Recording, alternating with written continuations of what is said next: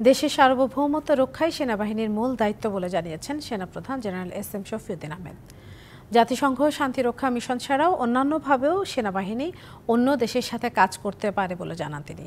দুপুরে রাজধানী পুরাতন এলিফ্যান্ট রোডে বিস অডিটোরিয়ামে defence foreign policy is the of state policy শীর্ষক সেমিনারে তিনি এসব কথা বলেন।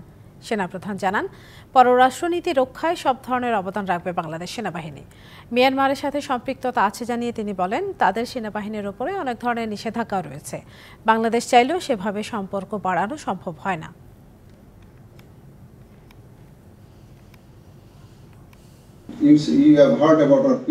শান্তিরক্ষীরা যখন কাজ করে তখন সাধারণ মানুষের নিরাপত্তা আর দেশের কথা মাথায় রাখে।